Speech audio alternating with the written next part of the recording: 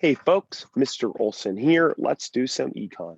Welcome to Unit 3, which is the cost of production and perfect competition. We are going to get behind the supply curve in this unit and look at the behavior and the decisions of firms who are going through the production process in order to supply those products that we looked at in our last unit with supply and demand.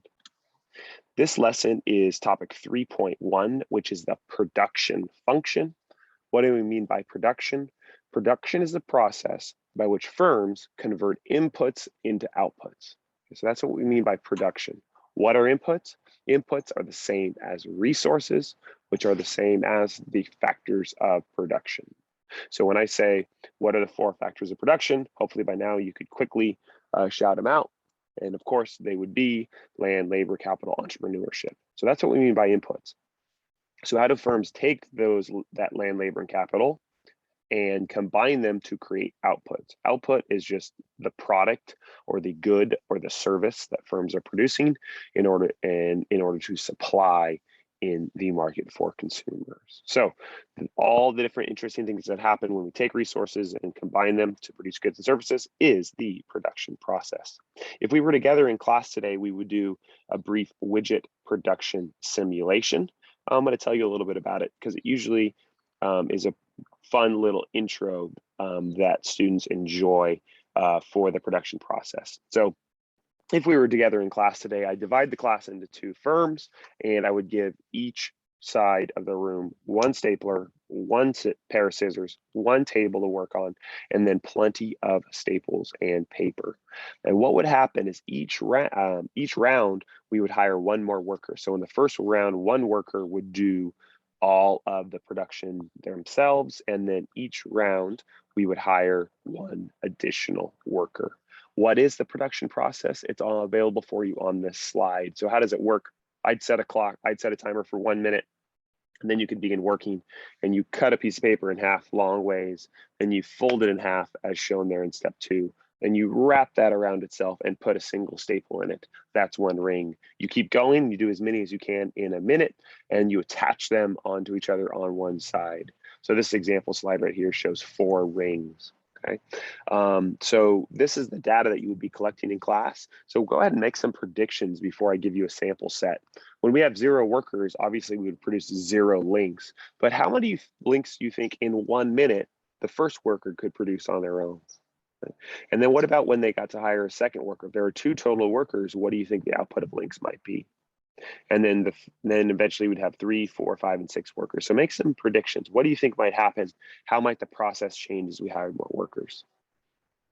And then just so we have some numbers to look at, here's a data set that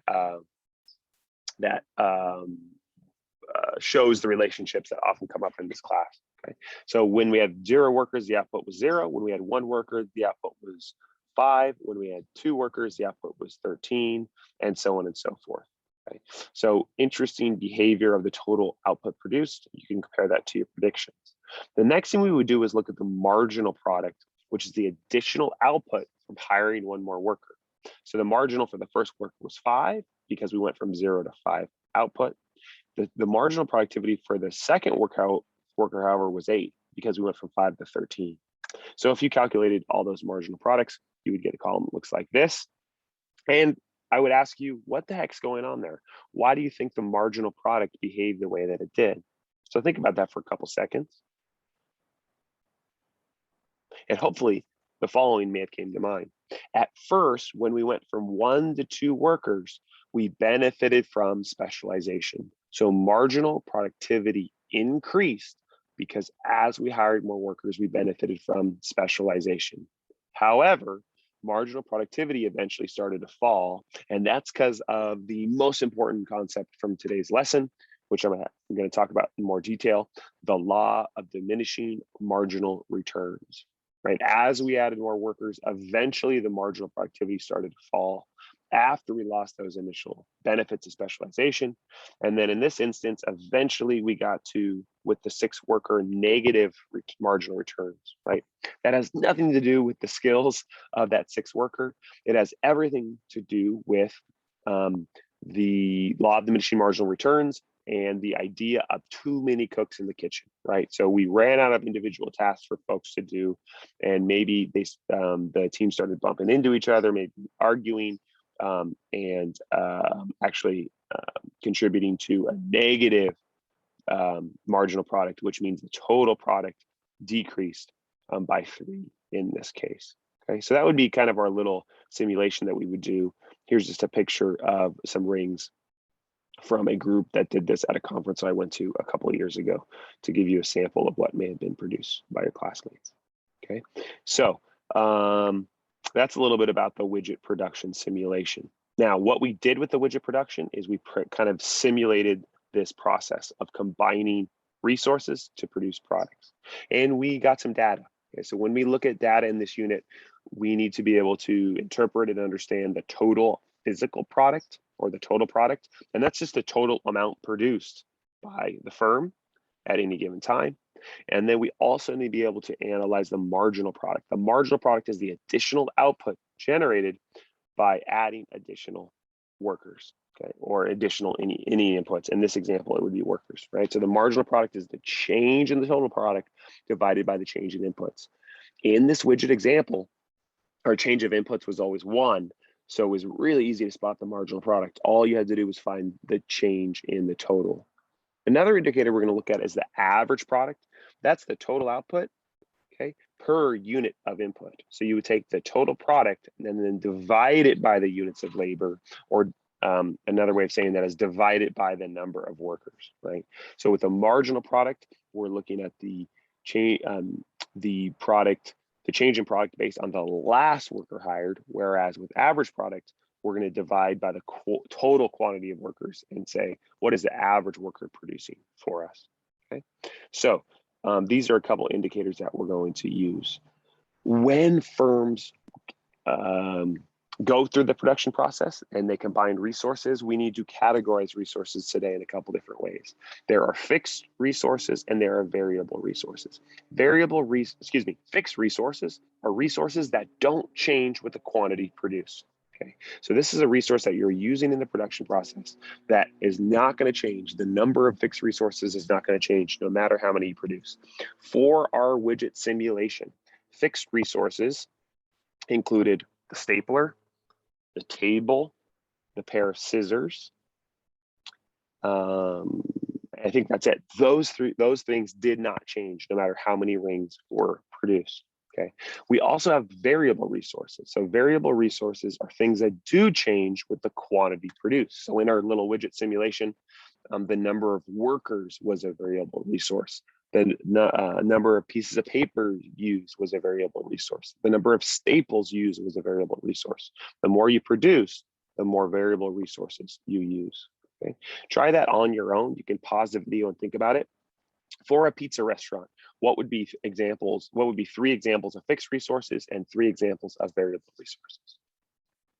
So for fixed resources at a pizza restaurant, you might have the pizza oven, you might have a cash register, and you might have the certain number of tables in the dining room. Those aren't going to change no matter how many customers we have in a given day. On the other hand, variable resources would be the dough, the cheese, the sauce, maybe the number of workers on that particular shift. And those are going to vary based on how many pizzas we sold. Okay, so we need to make sure we can categorize different resources based on whether they're fixed or variable. Okay, all right. When we hire more workers, like we saw in the widget simulation, the most important idea that you understand today is that eventually the marginal productivity of your workers that you hire is eventually going to fall. And the reason that happens is the law of diminishing marginal returns. Okay, put a star next to this in your note. It's the most important concept for today.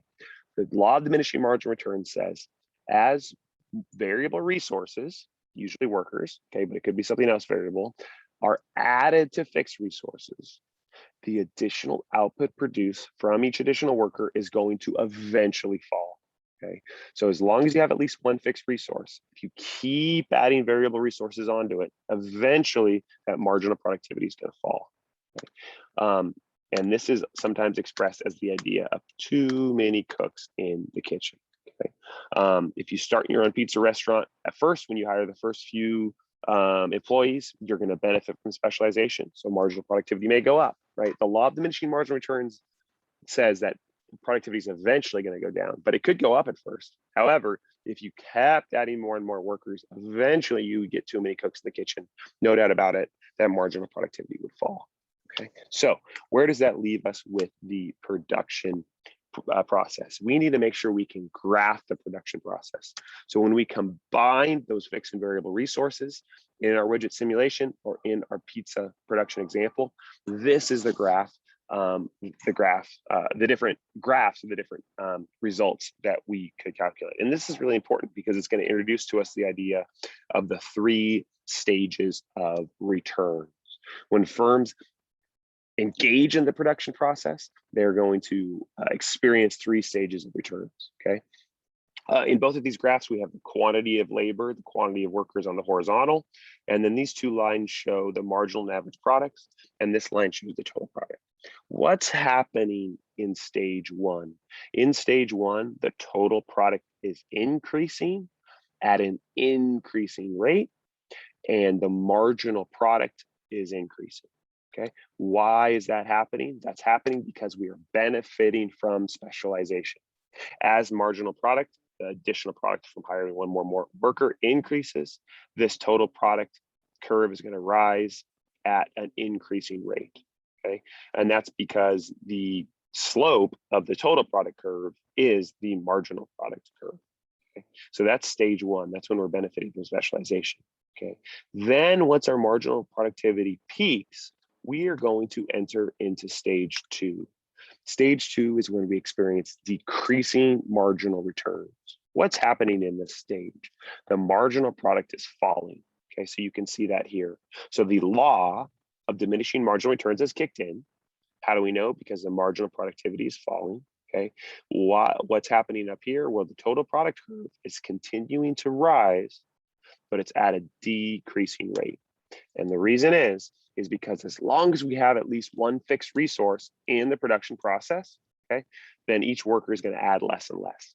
Okay, each worker is going to add less and less to the production process. Okay, and that's going to explain kind of stage 2.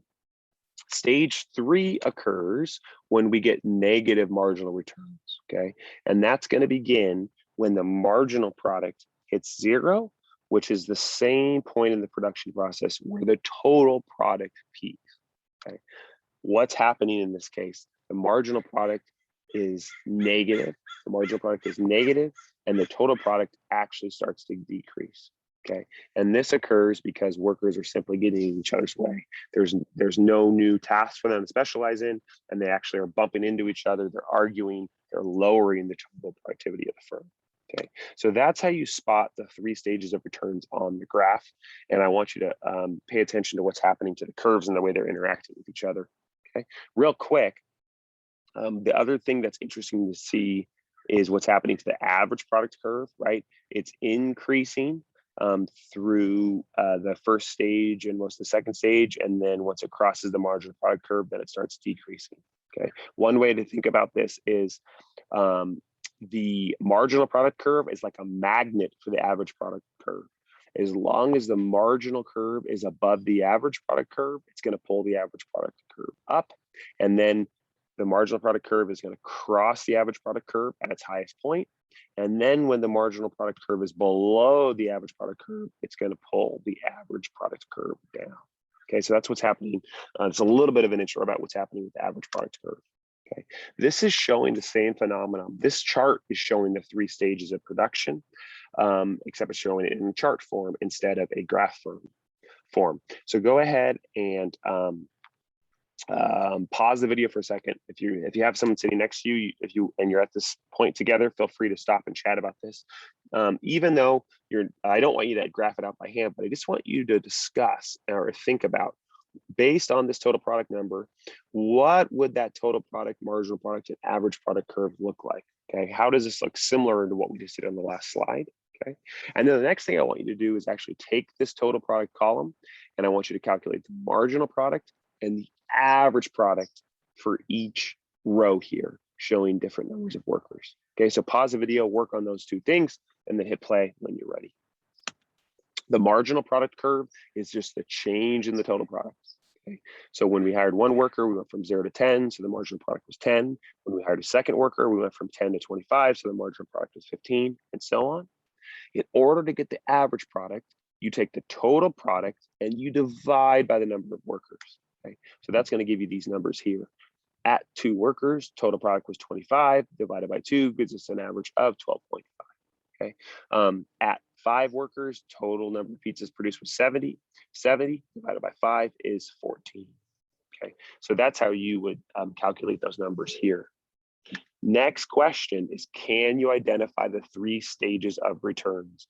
Which workers are part of that? Stage 1, stage 2, and stage 3. Can you spot those turning points? Pause the video, make some predictions, and then hit play. So those are the 3 stages right there. In the first stage, where we're experiencing increasing returns, that is defined as the first 3 workers here. How do I know? Because my total product is rising at an increasing rate, and my marginal productivity, my marginal product is increasing. Okay. Stage 2 is the 4th through the 7th workers. That's where we're getting decreasing returns. Why? Because of the law of diminishing marginal returns. What's happening here? My total product is still rising, but at a decreasing rate, and my marginal product is falling, although it remains positive. Okay. And then finally, in this instance, the 3rd stage of returns is with that 8th worker. We're getting negative returns. How do I know? The marginal product is negative and the total product is falling. Okay. A trick. The phrasing on this matters. A common question you would get asked about a data set like this would be, with which worker does the law of diminishing marginal returns kick in? With which worker does the law of diminishing marginal returns kick in? The answer to that question would be with the 4th worker. Okay. Another way of phrasing that question is to say, after which worker does the law of diminishing marginal returns kick in? And if the question was phrased that way, then the correct answer would be after the 3rd worker, the law of diminishing marginal returns kicked in. Okay, so that law is kicking in sort of between these 2 workers. It's with the 4th, also known as after the 3rd. Okay, so be careful of that phrasing. What are other examples of the law of diminishing marginal returns? So I just explained how it showed the data that we saw from our widget simulation. I just talked about how it might affect a pizza shop. What are other examples of law of diminishing marginal returns? You may have experienced this when studying for an exam, right? When you are studying for an exam, you are producing knowledge, right? You're producing output in the form of performance on that exam. What are your fixed resources? Amount of time, class time you had, the textbook that you have in front of you, et cetera, et cetera. The variable resource in this little scenario could be the study time you use at home, right? And you may resonate with this. You might get the following marginal returns, right? So for your first hour of studying, you might get large returns, right? So for that first hour of studying for the exam, you might have gone from getting an F to getting a C, right? So you get a lot of improvement with that first hour. You're going to jump from 2 whole letter grades, okay? Second hour, you might get less, right? Maybe the second hour of studying later that week only gets you from a C to a B, okay? And that 3rd hour might get you from a B to an A minus. And then eventually, if you keep studying, if you keep over studying, you might get tired and confused, and you may actually start getting negative returns. And you would have been better off stopping the hour before, right? So that's an example of the law of diminishing marginal returns that you may have experienced in your own life. Okay, this not only applies to workers or time spent, but it also applies to any variable resource, right? So this is an example with a farmer, and you can see the diminishing marginal returns of clearing weeds, right? If for that first time that farmer clears the weeds, they're going to get a whole bunch of marginal returns from it, right? But if they keep clearing the weeds each time they do it, they're going to get less and less additional returns from it, right? Because it's not going to be as helpful when they add that weeding process on the 3rd and 4th time as it was the first time. Okay. Same thing with fertilizer, right? So if a farmer adds fertilizer, the first time they add fertilizer, they're going to get a whole bunch more productivity in their crop. But if they keep dumping more and more fertilizer on it, it's not going to help them nearly as much as it did the first time. And if they over fertilize, they could actually get negative returns. Okay. I always think about this concept when I go to Subway or Chipotle. There's a reason there's typically 3 workers behind the counter, and that's because based on the amount of fixed resources and kind of counter space, they can optimize their marginal productivity by having about 3 workers to kind of fit in there and divide up those tasks appropriately. So you might notice that when you're out in the world more. Okay. Couple multiple choice questions to close this lesson. Go ahead and pause the video, select your best answer choice, then hit play. Correct answer for this one is D as in dog. Okay. What is true about this chart? About the 5th worker. So when we look at the 5th worker here, it is the marginal product of the 5th worker is less than the marginal product of the 3rd worker because of the law of diminishing marginal returns. Okay, so we can see the marginal productivity falling. Why is it falling? Because of the law of diminishing marginal returns. Make sure you understand that. Make sure you feel comfortable using that. In terms of FRQs for this unit, that's one of the most common buzzword key phrases you're going to use to explain an FRQ. One more question, pause the video, take a guess. When the total utility is at its maximum, marginal utility is equal to 0. You can see that if you look at those 3 stages of returns graphs I showed you earlier in this lesson. And then finally, for number 41, after which worker does the law of diminishing marginal returns, does diminishing marginal product first occur? Correct answer is A, after the 2nd worker. Why is that? Because the 1st worker's marginal productivity was 3, 2nd worker's marginal productivity was 4. So we see increasing returns. After that, we start to see decreasing marginal product because we go down to 3 with the 3rd worker. Okay, so after the 2nd, also known as with the 3rd worker, diminishing marginal product begins to occur. All right, hopefully that makes sense. If you're an I Love Lucy fan, Google the chocolate factory scene, where you can see another kind of fun example of the law of diminishing marginal returns as that conveyor belt speeds up more and more and more, and you can see what happens to the marginal productivity. All righty, thanks for listening. Enjoy the rest of your day.